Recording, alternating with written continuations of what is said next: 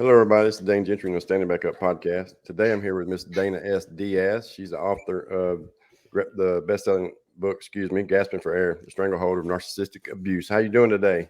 I'm doing great. How are you? I'm doing well. So, tell us all about you. How'd you get into How'd you write this book? Oh, it's a long story. But the short version is that I was abused as a child. I was abused in a 25-year long marriage. And at the end of that, I just had to keep a journal. I mean, there's no making anything nice out of what it was. My life was on the line. He was threatening to kill me. He was telling people he was planning to kill me. And how we got to that point is beyond me. But apparently, this is how narcissists work. So, unfortunately, we were right at the beginning of the shelter in place during COVID. So, I started keeping a journal in just a plain old notebook that was from the end of my son's previous school year, just ripped out the pages that were used because it was unsuspecting. And I would just start documenting basically, just in case something did happen to me, for somebody to hopefully find it and know who done it basically. Oh, God. So I had moved down to my basement. I kept this journal underneath the couch cushion down there so that hopefully he wouldn't find it. And once it was all over, even after the divorce, there were 2 more incidents of domestic violence, but I am still standing. I'm still here. And I decided that, I think that people could, I hate to say too many people could relate to the experience. And I wanted people to understand what narcissistic abuse looks like from the outside versus what it is from the inside, because out in the world, he's got his arm around me. We're laughing. We're pretending we're the perfect couple, smiling and joking, and everything's great. And behind closed doors, the man wanted me dead. That is unreal. Did the abuse just start out of nowhere, or was it like a? Narcissists are they have a method about them. They're, like, I think people think that, like, I went out on the street and I found Chucky and, like, I said, "Hey baby, the butcher knife turns me on." No, that's not how it normally works. Right. Like, even Ted Bundy, the serial killer, I mean, he was charming and handsome, wasn't he? Right. That's how narcissists work. So yeah, that's the funny thing, is that the first time I met him, all the alarms were going off in my head. Absolutely. I knew something wasn't right. Something was off. He seemed aloof, arrogant, entitled. And this was no Brad Pitt or anything. I mean, there was no Right. reason. He had no status or wealth of any kind to back it up. So I'm kind of like, who is this guy? Like, why is Right. he, who does he think he is? Well, he thought he was, entitled. He was looking for somebody to basically provide him servitude and exalt him, because the reality is that narcissists don't feel good about themselves. So Okay. even though they are, seeking this admiration and seeking this praise, it's because they truly inside don't have the self-esteem themselves. They don't have the ego we think they do. Right. Now, I'll back this up and say we're talking about malignant narcissists here, narcissists who will use and enact any type of abuse to Okay. get, to basically isolate and control their victim so that they basically have this person all to themselves, like their private cheerleader, so to speak. I am not talking about the narcissists that are on social media taking selfies, because honestly, they look as good as they think they do. We cannot hate on them for that, but that is truly what the word narcissist comes from. Okay. Narcissus was a Greek god who had admired his reflection in the water because he looked so good. So those people, they might be annoying, or whatever, but they're not harming anybody. Right. I'm talking about what we call malignant narcissists. I say they're like malignant tumors in your body. They're going to cause you problems. They might even kill you. You got to get rid of them. That's unreal. I wonder if, like, there's a lot of women who are abused. And I just wonder if they're dealing with that. I wonder if that's what it is, if it's a narcissistic form or what. Because we hear the word a lot, and I hear it a lot. Yes. When I We was hear this a lot. Yeah.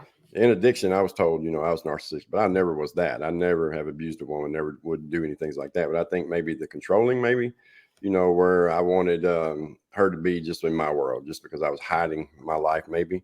But I just wonder Well, if it's a I'm sorry to interrupt. Here's where I'm gonna stop you on that though, is that this is the stuff that ticks me off about people running around using this word narcissist Yeah, so loosely.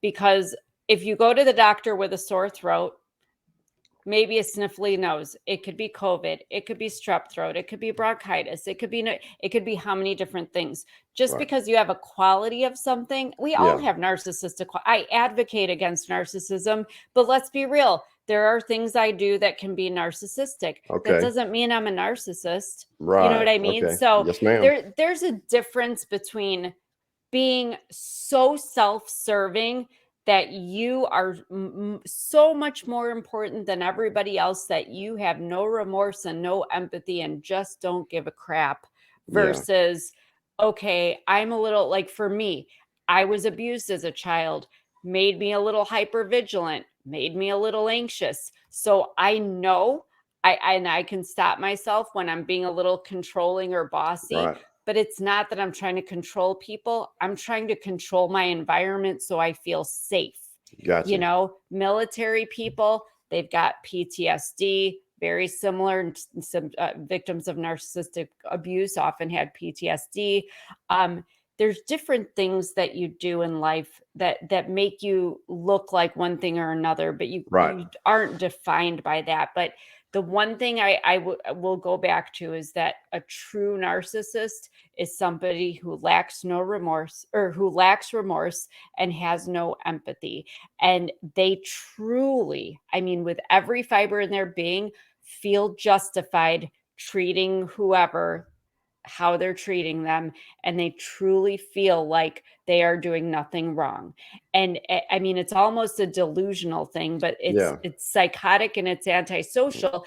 And you know, to say that somebody is narcissistic is a whole other thing, because it is called a personality disorder, but I challenge anybody who knows a real narcissist to Yeah. get them to go to the doctor to get diagnosed, because they have a real issue with any kind of mental health label. They tell Okay. you you're the crazy one. It's you. It's always you. Everything's your fault. You don't know what you're talking about. You're crazy. You're delusional. This is why they gaslight.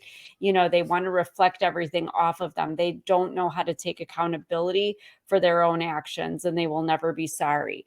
So to get somebody like that to be willing enough to even go and even have a session with a therapist or any kind of psychiatrist, it is very far-fetched. However, anybody that has dealt with a real narcissist, a true narcissist that is abusive, will tell you, yes, every person you see on like 48 hours or these true crime shows, these are narcissists. Right. According to latest statistics, over 20 some percent of the male US prison population are narcissists. I would argue it's more, because oftentimes they feel like they're above the law. Even the law doesn't apply to them. They can do whatever they want because they're justified. But I don't want to pick on men, because let me tell you, women are nasty and women are just as narcissistic as men are. And there are many men who have come forward to me. I was talking about the military. I've had a few actually that are former military. I mean, these are badass guys that have Right. served in wars, that have come back and have endured narcissistic abuse by a female partner. Well, I saw a guy talking about it, talking about the signs of a female, but I think that you're right too on the prison population, because I was there. We know of my past or whatever, and so Mhm. there is a lot of people in there who feel that they are above the law, and it was the cops' fault that they were arrested. And they Yeah. weren't doing anything wrong. And Exactly. I'm It not one of wasn't them. them. Yeah, I'm not It's one of not them their guys. fault. Trust me, every time they arrested me, they had a good reason to. I'm not one of those people, but they never come looking for me for no reason. I'll say that. But there is a lot of people that way. But I see people, I think, more and more in everyday life. Again, we can't say that they're all out narcissistic, but man, they sure do have the behaviors. In the world, it seems like the world we're living in today. I agree with you. I feel like we're seeing it more. I mean, I hate to blame social media, but I mean, let's be real. Yeah, Facebook, I mean, what did it start with? MySpace back in the something. 90s or Yeah, something? Yeah. And hmm then we have Facebook and all this, look at me, look at me, look at me, give me validation, yeah, praise me, admire me. It's annoying. I mean, Very. I hated even going on social media after I released my book because I felt that alone was narcissistic. Like, look at Yeah. me, I'm gonna put, because who puts bad stuff about themselves? Nobody Yeah. says, Nobody. God, I'm a piece of crap. Look what I did to this person today, or I said this horrible thing. It's all like, look at my kids, we're all stars, everybody's great. No, no, it's a terrible, terrible thing that people are now so egotistical that they think that that's how, that gives them their sense of worth is how many followers and how many likes and how many comments. But I will praise you for this. I don't know you, I just met you, but the fact that you actually can say, like, yeah, you know what, I did stuff, they arrested me, I'm accountable, I can tell you're not a narcissist. Right. Because that's my true test for it. It's a very simple thing. If you ask yourself, am I a narcissist, if you are worried that you might be, you're not a narcissist, because a narcissist would immediately react by reflecting that off and say, oh, how dare you call me you're the narcissist. Right. They Yeah. wouldn't even entertain it. Yeah. That's true. I've always done that too. I knew, like, I knew I was doing wrong, and I'm sure there was Well, times in my life. everybody does. Yeah. Yeah, and that's the thing. And then, I learned, especially in recovery, that's one thing that you have to do. You have to find accountability, because if you don't, you're just spinning your wheels and you're not getting anywhere. You're not growing. You're not getting healthy. And so that's good that I'm not, because had I been narcissist, I probably would still be using, because I wouldn't have went and Yeah. got help, mental help, because I was always kind of scared of that too. I didn't want to go, because the side of that I saw was people getting heavily medicated and sleeping Yes. all the time. And it was just like, man, I didn't want to deal with that. So I'm glad that I'm not, but I do hold myself completely accountable. I mean, no, it wasn't the way I was raised. It wasn't any of these things. It was the choices that I chose to make. Um, Well, and that's the thing, and we all have choices, but I've said this to my son a million times, but I say it in this realm of abuse too. Good people do bad things and bad people do good things, but yep. what you do shouldn't define you. I mean, certainly I'm one of these actions speak louder than words people, but I mean, I think if you can just say, you know what, I screwed up. I might have screwed up a lot. I might have screwed up too many Yeah. times and for too long, but if I can take accountability and say, this isn't who I want to be, I know I'm better than that, and move forward and try just every day to be a little bit better. That's all you can do. And that's all anybody can ask of you. The problem in this world is the people who don't do that or don't even care that, Right. they're harming other people by the choices they're making and harming themselves, because that's a level of self-respect, that, I mean, I've been there. I mean, staying in an abusive situation, that I had a choice to leave, that's almost abuse in itself. I mean, talk about self-sabotage, but Yeah. we all make our choices, and we either suffer or don't from them. And all we can do is be better next time. It's all we can do.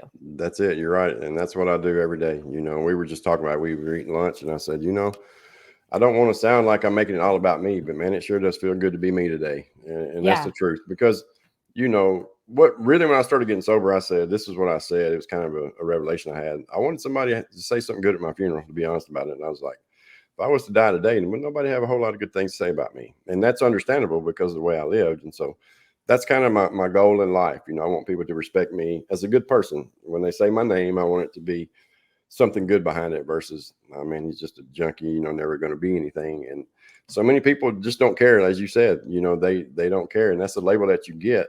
And it's like you kind of get in a cycle that you don't want to get out of, whether it be if you're homeless or whatever. A lot of them people are out there and they just won't try, because at the Right. end of the day, that's all you got to do. You got to try. I used to always say, I can't, I can't, I can't. But that's why I couldn't, because I always said that I couldn't.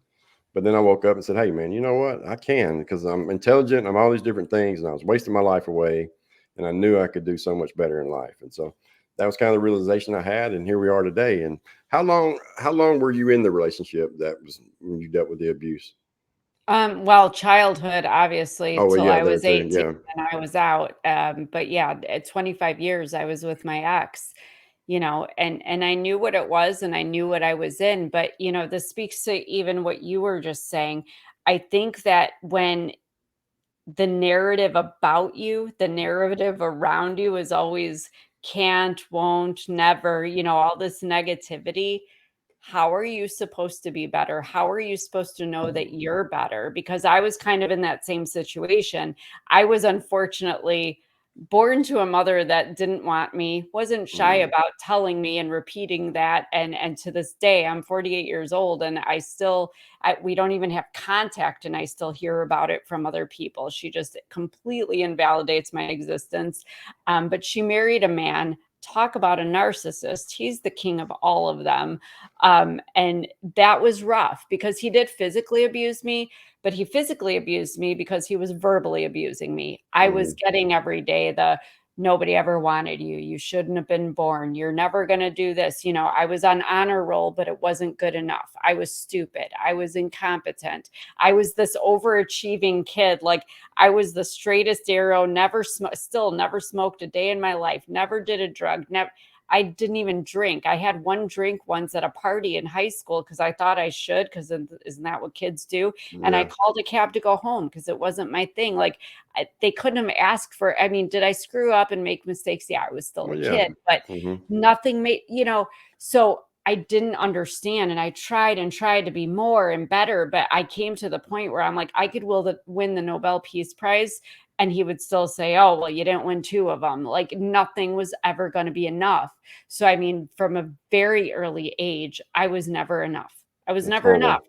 And part of me inside, like I was tenacious. I think I still am. I'm a little fiery. I get riled up. But I would speak up to him. I was a tiny little peanut of a thing, but that's when the physical abuse would start. And so over time, I didn't want to get hurt. So I learned to just keep my mouth shut. And my mother was standing there telling me, well, if you didn't provoke him, he says you're lying to get attention. I don't think that ever happened. I didn't just see that, even though it happened 10 feet away from me. I don't know what you're talking about. So it's no wonder I ended up with somebody, who also abused me. The difference was there's different types of narcissists. And my stepfather was the very overt one. He's the one people typically think of a narcissist. He's going to tell you how great he is and look at all the stuff I have. He was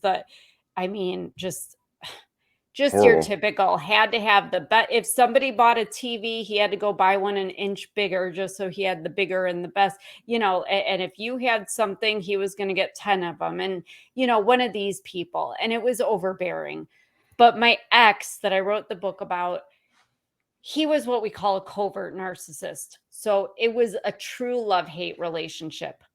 As long as I was following his rules and he approved of me, which basically meant if I was serving his needs, then everything was good and he loved me. And I don't even know if it was real, honestly, looking back, but it seemed real. But boy, if I did something he didn't like or I provoked his anger or whatever, stuff got very real. But kind of going back to what you said before, from point A to point B, I would have never guessed that we would have gotten to where we're like knives and guns and the cops are being called and all this stuff, because the first thing that happened was just a few weeks into the relationship.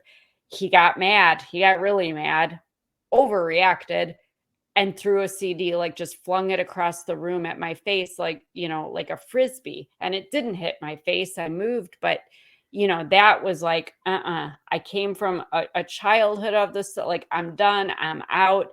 But it was, I'm sorry, it'll never happen again. I just, and here's me. Maybe he had a bad day. Maybe, I'm trying to enable it and excuse it. And the thing is that he knew he got away with that. So the next time it was a little worse. Just a little more unsettling, but not enough to be a deal breaker. And just every time I tell people it's like gaining weight.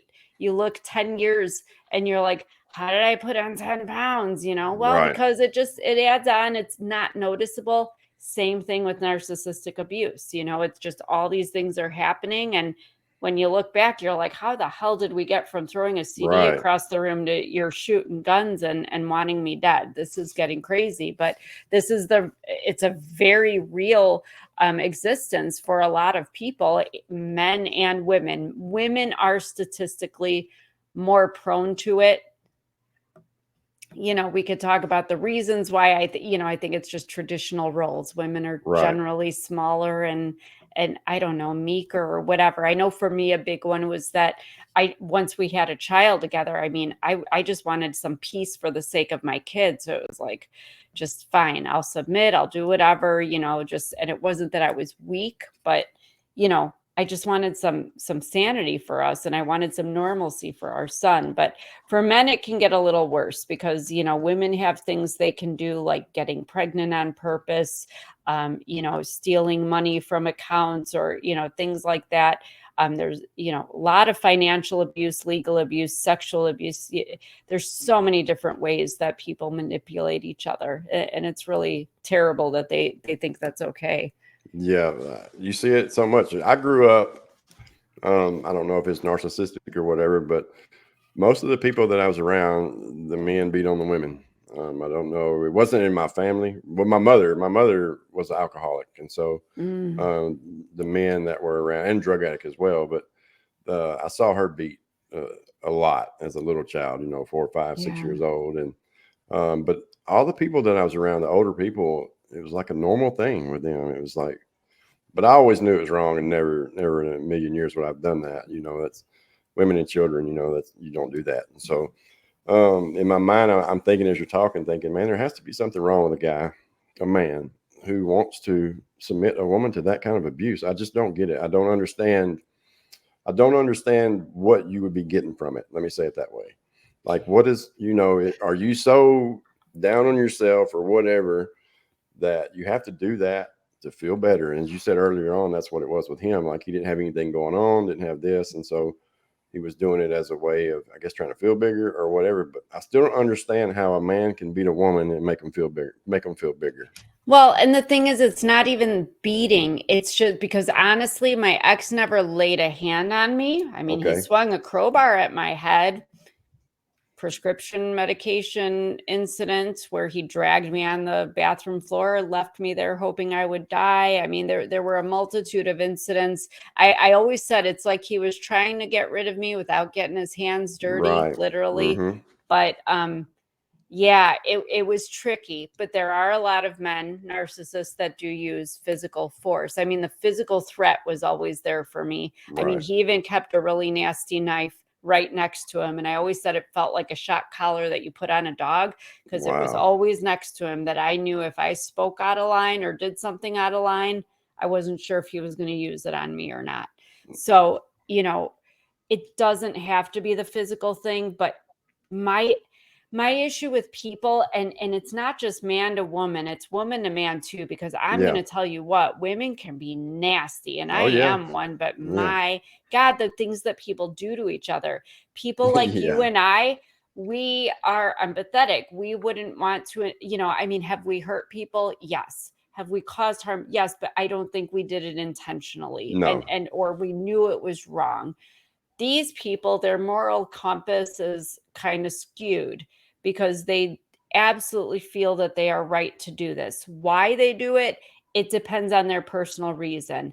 I can only speak to my ex. Mm-hmm. My ex, I kind of had a sense early on. He always talked about he wanted a house, wanted a house, wanted a house, but he didn't make enough money and he didn't have the education to get a better job. Here I was going to DePaul University in Right. Chicago, studying journalism, studying psychology. I was like, I'm going to be the next Barbara Walters. And, like I was like, I had my sights set real high, and I'm going to go to New York City and see what. And I think that he also, and here's where it's kind of amusing to me, he also saw my narcissistic stepfather who's like, look at my Corvette and look at the car I drive and look at my house and look at my watch and look at my clothes. And I think I absolutely, with everything in my body, feel that my ex saw an opportunity.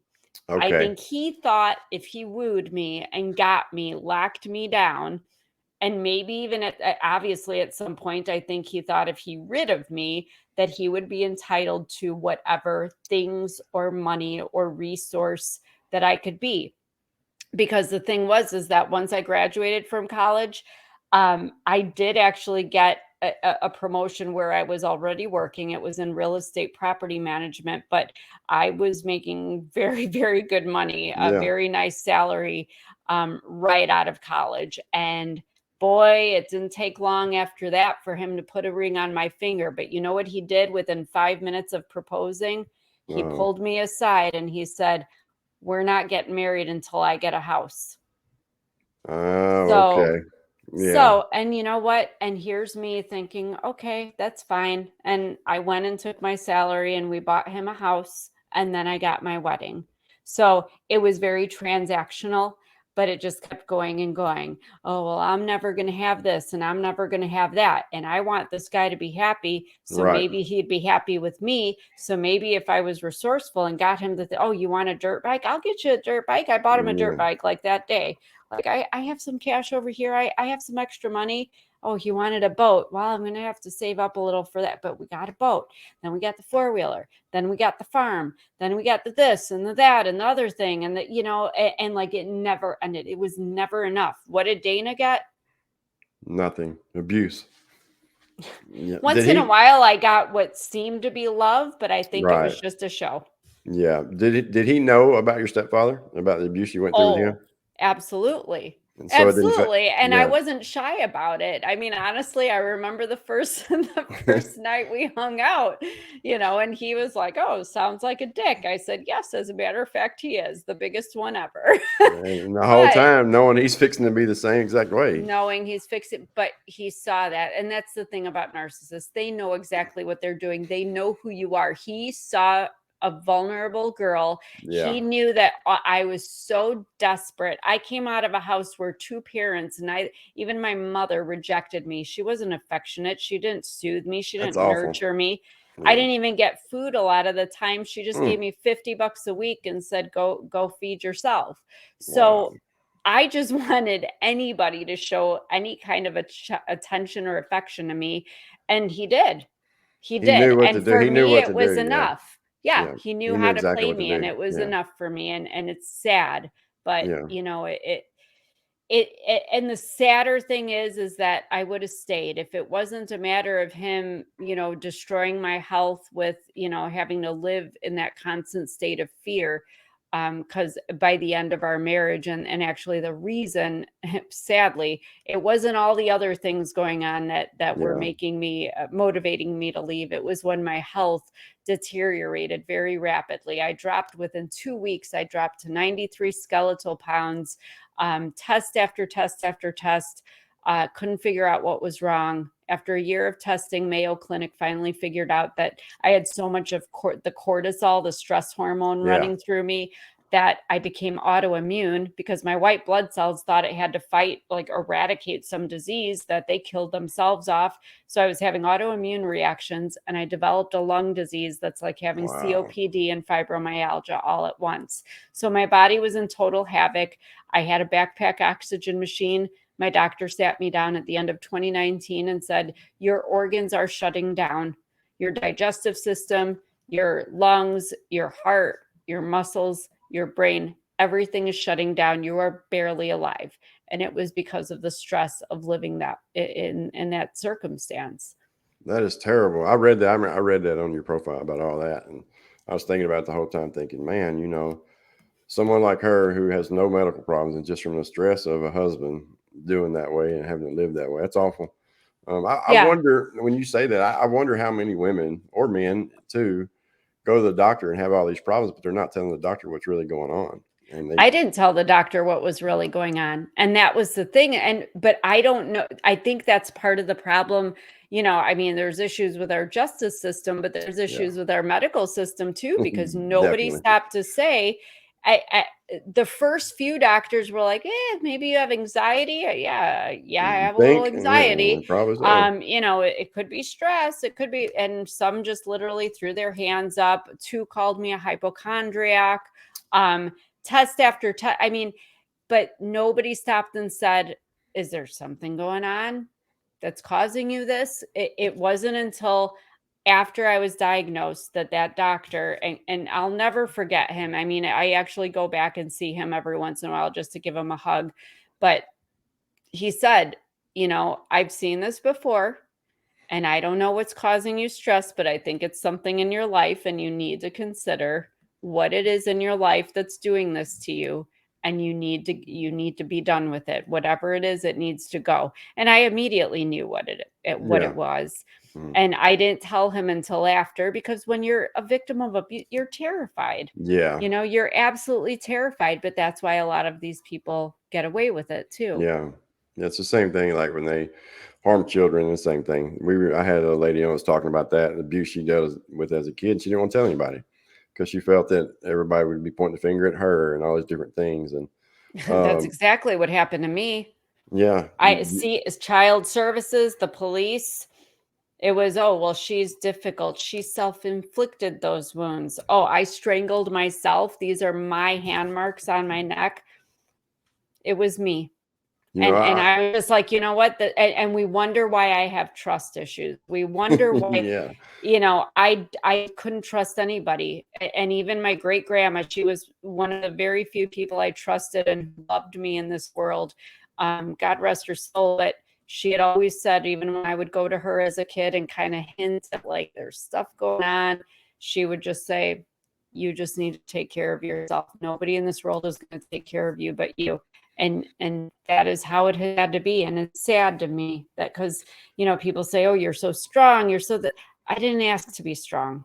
I just wanted a mother who yeah. loved me a little bit. I would have taken a little bit. I wanted to be married to somebody who, even if he just liked me a little, he didn't have to be in love with me forever. And it's just sad that somebody like me is just like, I'll just take whatever. Like, I don't even need that much, just something. And I couldn't even Mm. get that. That's terrible. I couldn't imagine, I said my mother was alcoholic, but she still loved me, and still Yeah. did the best that she could. It was me and my brother, and she did the best that she could. She was sick, and that's just how it Yeah. was. And she's passed away now, but again, there was love there. I mean, there was times where I didn't have food to eat, things like that, or was locked out of my house for days because she would be gone, things like that. But I finally dealt with all them things.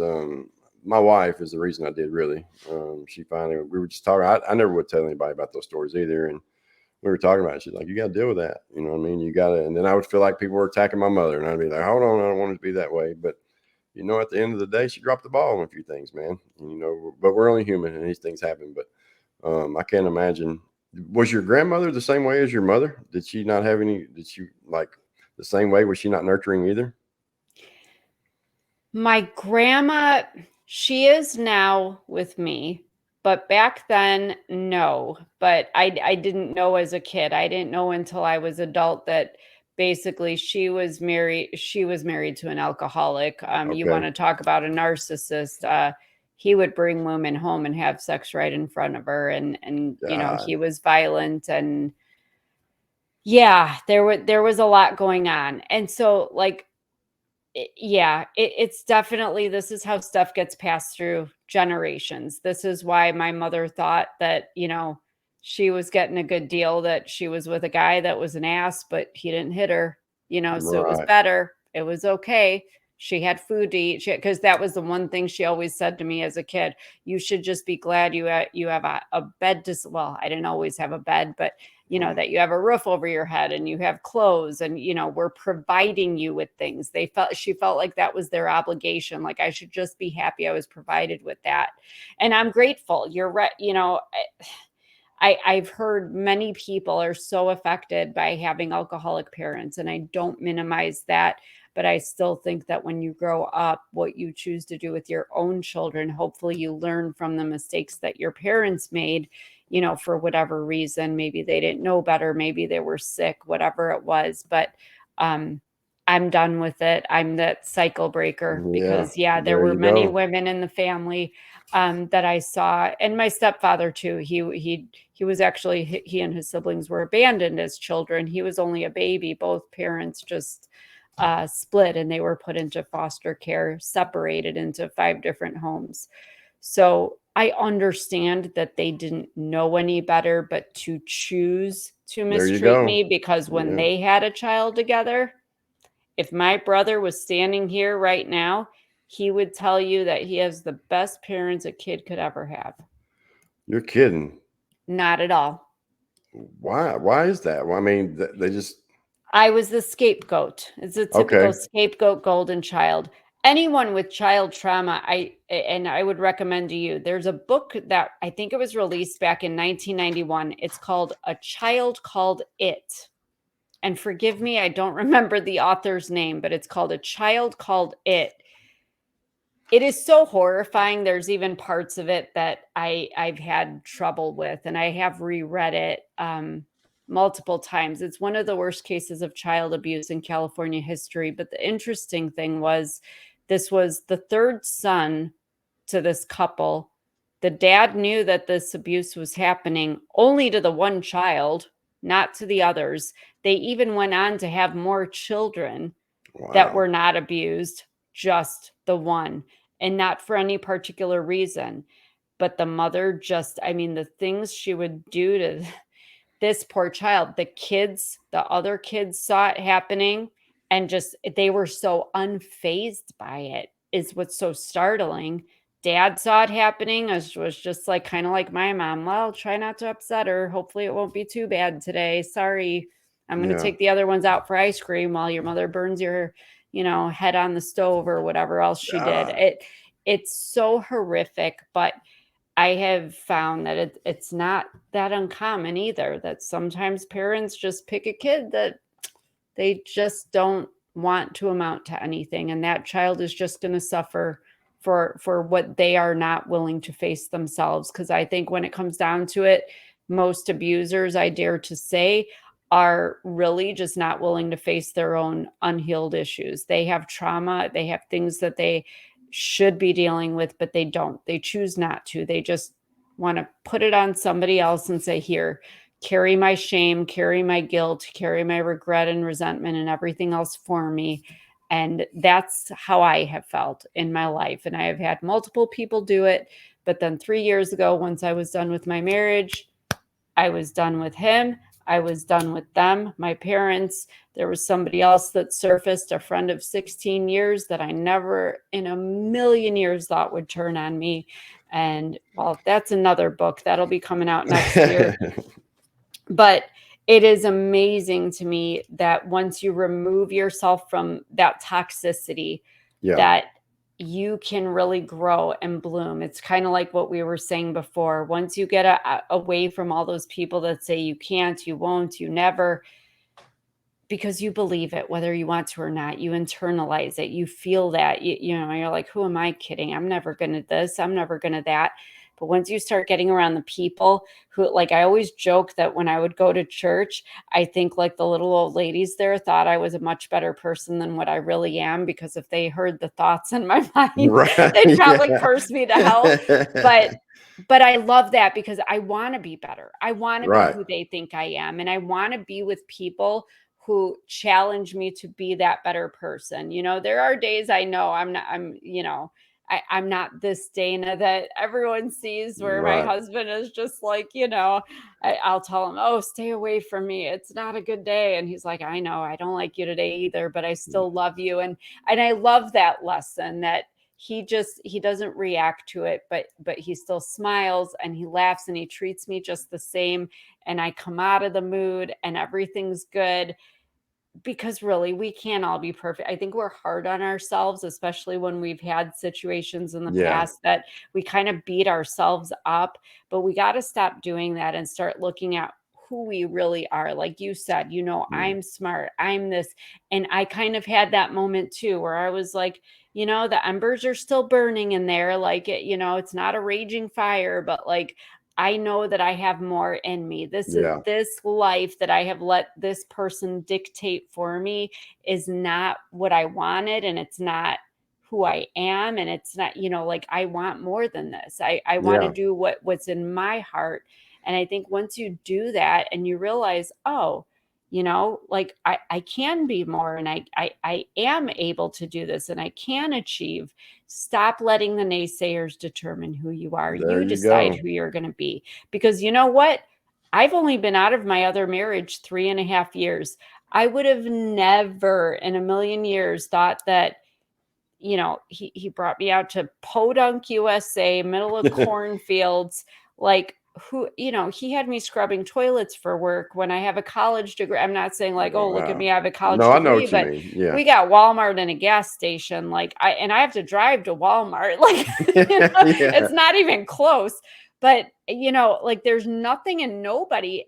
And so I'm scrubbing toilets. Who would have thought that I would go from that to I published a book and people are actually buying it and reading it and following me on social media. And I've written 2 more books that'll be released within the next year. And I mean, I'm on podcasts like all over the world and people are listening Yeah. to what I'm saying. Like, why? Who would have thought that? Like it's so surreal.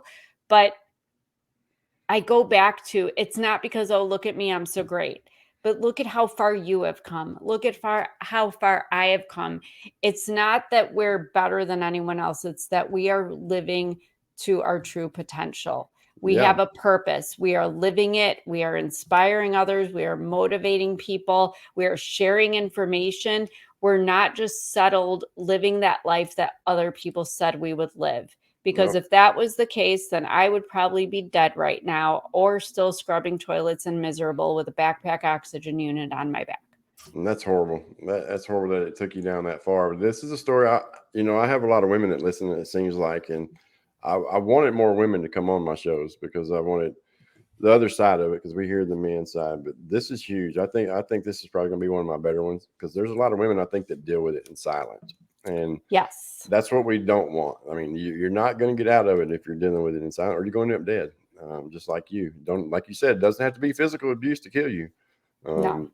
You're And living they proof don't of have to that. touch you to kill you. Yeah, he was That's the killing. sad part. Can I ask, did he ever get help for himself, or is he still the same, or is he Oh no, still no, the same no, thing? no. As a matter of fact, it's funny. After everything, he emailed me and said that I'm the narcissist and I need help. Of course. And I'm like, Yeah, okay. okay, And have a nice life. he's still going nowhere fast in life, I guess, I'm sure. He intentionally bought a house using my income, our tax records, Uh, and it's not very far. It's actually eerily close. And mm, he has a woman living with him, and she has 2 daughters. And you know what, though? God love him, because here's the thing. I have said this a million times. Maybe they're meant to be. Maybe they'll work. Maybe they'll last longer. He and I were like oil and water. It just wasn't going to work. But there's maybe somebody for everybody, because there are, and I'm going to say this, and people aren't going to like it, but it's the truth. There are women and also men. Like I said, it goes both ways. I'm just speaking on behalf of, like my situation. There are women that are fine being with a man that controls them and dictates everything and acts abuse when he would like, because sometimes culturally there are cultures. I mean, I look at even like my book sales or podcasts, and there are countries where zero, nothing, wow. Okay. because culturally the men are expected somewhat Hmm. to fill that role that way. Geographical differences, we talk about like where we how we grew up. I mean, I have siblings by my biological father. They were raised very nicely with 2 parents who loved them, wanted them, encouraged them, did everything. Let me tell you, my sister would have never. The second that, if she had been with my ex, the second that CD went flying across the room, she would have been like, no, sir, peace Right. out. I'm Right. done. She would never have tolerated the disrespect so I was able to tolerate more Yeah. because of what I had been through before. Just like my mother, she is still in it. They have been married, what, 35, 40, no, I'm sorry, 40 years. And she chose him over me when it came down to it. She told me she can't be my mother and his wife all at the same time, and she chooses that. I know what that feels like. Well, Yeah. Yeah, my mother chose a guy over me too. In a sense, not that way, not as bad as horrible as that, but in the same sense, you know what I mean. But again, Yeah. I have to say I had my faults in that as well. This was as I was grown and was messing up, and he didn't want me around, and she said he doesn't want you around. I don't want you around. So, but at the end of the day, I had my Ugh. fault. I had my faults in it. You know, still, yes, she was my mother, but it is what it is. When did you release your first book? How long ago was that? It was last June, so And so, less than a year ago. and it's, Yeah. And it has done very well, which is kind of bittersweet because of course I wanted it to, because I put 3.5 years of my life into it. And yeah, I'm glad that it's resonating with people, but at the same time, I don't want anyone to know what it's like. I don't like getting the right, messages that say everything you said is literally the life I am living. I don't want to hear that. I don't want to know that other people are going through it. But I'm glad to let them know that they're not alone and that there is a magnificent life on the right. other side of it, because that's the happy ending. Yeah, and it is, and that's for anyone. I have a lot of people in recovery that listen, or who are not in recovery, are trying to get there, and that's what I want them all to understand. Man, there's so much of a better life out here, and it is no Yeah. matter. And it's not about, success is different for people. Your Yes. idea of success is whatever, and my idea is whatever, and so whatever your idea is, it's there for you. You can go Yes. get it, but you're not going to get it stuck in whatever it is that you're stuck in. That's what I can promise you. You're not going to get, like I said a while ago, you're going nowhere fast. And I did that for a long time, and I look at it now as I think I get in a hurry sometimes because I feel like I've wasted so much of my life, and it's like still need to slow down a little bit. Don't go too fast, but it's there for you. But you just have to, if I'm a man of faith, and so that's the big thing for me, and that's what did it for me. I finally surrendered to Him, and that's what we have to do. And we do all these things, and life is amazing. And my life today is amazing, and it's Yeah. just getting so much better every day. And that's what I want people to understand and know. No matter what you're going in, first of all, you got to get out of it. That's the Yes. thing, because you're going to die either way. No matter what we're talking about, what you went through or what I went through, and so many other things people go through, you're going to die. I say it all the time. Drugs have never been any good, but they're really not any good now. Someone dies every 5 minutes, and that's what I was. I was an opiate guy, so fentanyl was the Oh. thing. Yeah, and so it wasn't that way early on. I started with pills. I had an accident when I was 11. I got hit by a truck walking home from school. Oh. Uh, yeah, it almost took me out, but I made it through it. And then I had a ear surgery when I was 15, and they gave me a opioid pain pill, and the rest is history. And it went from there. And then um, I don't know if I've ever said this on a video podcast, but I will now. I've said it on a bunch of audio. I saw my mother, someone shooting her up, and when I was 17, and then here I went to, and you would have thought that it went the other way, but anyway, so that's just all part of my story. But the main thing, the reason I say that is that no matter what, you can come out of it. I don't care if you go to prison. I don't care what you do, because I did it, and everybody can too. But you got to want it. 100%. And I appreciate you saying that, because I know in the realm of abuse, that's a big thing. People are always like, well, what can I do? What can you tell people to do if you know somebody? There is nothing you can't tell an alcoholic, just stop drinking. No, You can't tell somebody that's addicted to drugs, just get off the drugs, just stop. It's better for you. There's no reasonable anything. You can't appeal to their emotion. They have to make the decision. They have to be ready. And honestly, I tell people, at least in my marriage, like, if you would have asked me, what's the deal breaker? What's the thing he's going to do? You know what? He had the infidelity, like death threats. Apparently, none of that was my deal breaker. And it's right? sad. It should have been, but I don't think anybody really knows what it is that's Yeah, going to motivate them to make that huge change until it actually happens. Because I didn't realize it was not until the doctor was like, "Yeah, your body is shutting down. We need to do something fast, otherwise you are going to die." And I was like, "Oh my God, I don't want to die." Like you just no, said, I was yeah, laying there that night thinking, is that it? Like I was just here, I was used and abused, and like I'm just going to die and that's it, the end. And I mean, maybe that's fine for some people, but I felt like you, like I didn't get to live my life. I didn't get to do anything I had wanted to do. But I'm going to say this, bravo to you, by the way, but nobody is ever too old. There, even if no, you have one day left of your life, live it authentically, live it with purpose and intention. and true to who you are and what Yeah. you desire and what you're passionate about. Because that one day, it doesn't matter how many days you lived before doing whatever else you were doing, wrong, right, whatever, that one day is all that you need to make Yep. that difference. It could be one word you say, it could be that one smile you offer a person that prevents them from going home and committing suicide. Yeah. It could be that one compliment you give that person that just completely turns their image of themselves around and motivates them to go do something great themselves. But we don't even need that much time. You just have to make the choice about how you want to spend your time. There's another author that I met last year, and he has a whole story of his own, but he said, I decided at 80 years old that I wanted to publish one book every year. And he is 83 years old and he has published 3 books. He has published one every year. And I have all 3 of them. So I'm waiting for this year's. Right. He has a little time. But I love that because it is never too late to make an impact. Never. Without a doubt. I know I saw that you said your prequel is coming out. When's it coming out?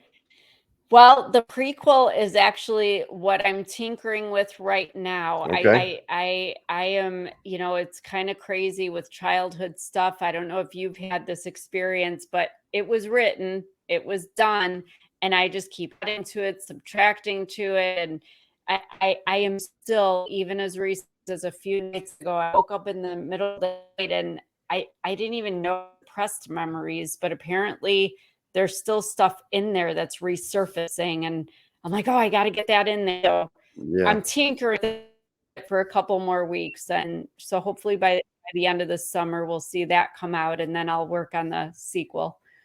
Good deal. Where can everybody find your book? Tell us that. Amazon, anywhere you buy books online, but you can go to my website as well, danasdiaz.com. Link for the book is there, Facebook, Instagram. This podcast will be on there permanently. And I always recommend if because people ask, what can I do to help somebody I know that might be in a situation? Share this podcast. Just Yes. share a link. It's not confrontational. It's not accusing them or acknowledging anything. Just say, hey, this was really interesting. You might be interested in listening. Send them the link. Maybe something will resonate. That's what I do too. I put them everywhere. And you was talking about a while ago how you go back and want to put stuff in. That's why I don't edit these shows. Is exactly why I don't do it, because I'll go back through it and say, oh man, I look stupid here. I did this. And so when we're done, within an hour, it's going to be out everywhere. And I'm just not I going love to do it. it. It's just the way to do it. And so, because I always get too much and I critique myself too much. Well, Dana, thank you. I want to thank you for your time. My pleasure. Do you go out and do any speaking? I was going to ask you that too. I do. I'm open to it. I will certainly be doing much more of that, towards the latter half of this year and forward. But yes, if anyone wants to reach out, you can contact me by email through the website. Awesome. That's what I'm on the road to myself, and I'm gonna get there too when I get comfortable enough. I'm still not. I'm getting there. I'm getting there. But thank you for your time. Just fine. Thank you. Stay in touch and let me know when your book comes out. You got my email will. now, and we'll do. Thank you so much, and God bless you. And have a good rest of your day. You too. All right. See you.